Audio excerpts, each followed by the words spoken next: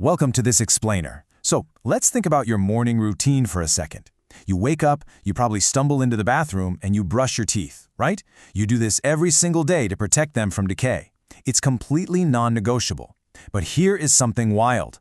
Nobody ever told us that some of our most normal everyday routines are quietly destroying the single most vital, most important organ in our entire body. I mean, we spend so much time on dental hygiene, but almost zero time on brain hygiene.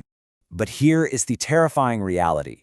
This isn't happening because of some rare disease or an extreme lifestyle. You are unknowingly destroying your brain. Normal, everyday habits, things you literally probably did just this morning, are active threats to your cognitive health. You're actually working against your own mind without even realizing it. So I have to ask you directly, are your daily habits destroying your brain? Are you guilty of these silent saboteurs? Okay, let's dive into this and look at the 7 habits that are slowly chipping away at your cognitive function. I want to start with a number that honestly should shock you. 4. According to the research, most people do at least 4 of these 7 destructive habits every single day. Just think about that. You might be engaging in 4 different activities right now, today, that are actively harming your brain, and you probably think they're completely harmless. Right. Let's look at our first group of villains: digital dopamine and restless minds. Habit number 1 is mindless scrolling. You completely know the drill here. You open up TikTok or Instagram or Shorts for, just 5 minutes, and suddenly you're flicking your thumb in this mindless trance. It seems like a harmless way to pass the time, doesn't it? But here's the problem.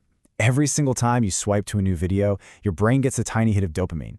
You're effectively bombarding your brain with rapid-fire chemical rewards.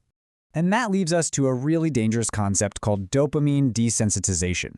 Now, what's really interesting about this is that the more tiny dopamine hits your brain gets from scrolling, the less sensitive it becomes to dopamine overall. Your brain just gets conditioned to expect this hyperstimulation. As a result, the things that used to make you happy, motivated, and excited, they just stop working as well. Eating good food, having deep conversations, real life, all of it becomes less satisfying. It just feels boring and empty because your brain is exhausted from the constant digital spikes.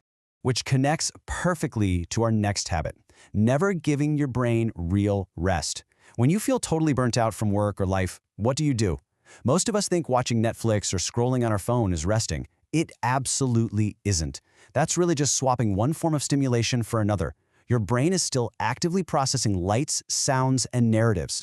And here is why that's so incredibly dangerous. Your brain relies on something called the default mode network. This is the network responsible for creativity, problem-solving, and emotional processing. But here's the catch. It only activates when you are doing absolutely nothing, like when you just stare out a window, when you sit in silence.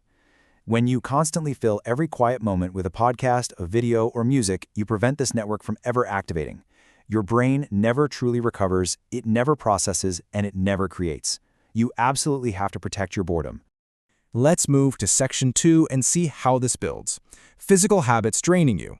Habit number 3 is consuming ultra-processed foods. Your brain is fundamentally made of fat and protein, and it needs very specific nutrients to function.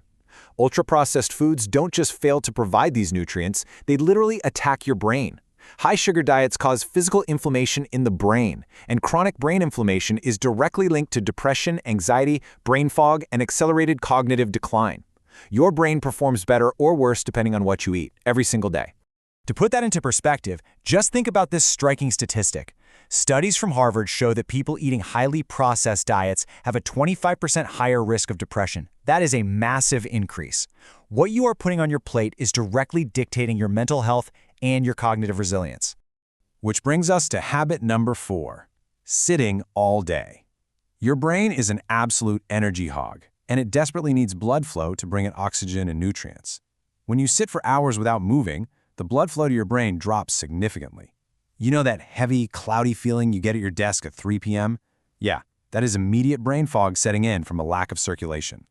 Movement pumps blood and oxygen to your brain, but it also triggers the release of a specific protein called BDNF, and this brilliantly illustrates why scientists actually refer to this as miracle grow for your brain. It literally helps your brain grow new connections and maintain existing ones. When you just sit all day, you are actively depriving your brain of its own miracle grow. But the good news is, you don't need to run marathons to fix this. Studies show that just a 20-minute walk increases creative thinking by an inspiring 81%. Just 20 minutes. Simply standing up and moving around every hour is enough to immediately change your brain chemistry. Moving right along to our third theme, stress and social isolation. Habit number 5 is social isolation. Human beings are fundamentally wired for connection. Our brains literally need social interaction to stay healthy. In fact, neuroscientists have found that loneliness activates the exact same regions in your brain as physical pain. It is not just a sad emotion, it is physically damaging to your neural architecture. And if you need proof that connection isn't optional, consider this shocking research. Chronic loneliness can accelerate brain aging by up to 8 years. 8 years of cognitive decline simply from a lack of human connection. You don't need to be the life of the party or have this massive social circle, but you absolutely need real, regular human connection. Habit number 6 is living in chronic stress. Now, short-term stress is fine. It actually sharpens your brain temporarily so you can deal with a threat. But chronic, ongoing stress is devastating. When you're always stressed, your body is flooded with cortisol. Over time, cortisol literally shrinks your prefrontal cortex. That's the part of your brain responsible for decision-making, impulse control, and rational thinking. Furthermore, it damages the hippocampus, literally destroying your ability to form and retain memories. A stressed brain is a physically compromised brain. Finally, we arrive at the foundational habit that ties everything together, the ultimate brain cleanse. Habit number 7 is not sleeping enough. Most people treat sleep like a luxury, something you do only after you've finished everything else, but your brain has a specialized cleaning mechanism called the glymphatic system. It only activates during deep sleep. Its entire job is to flush out the toxic waste products that actively build up in your brain during your waking hours.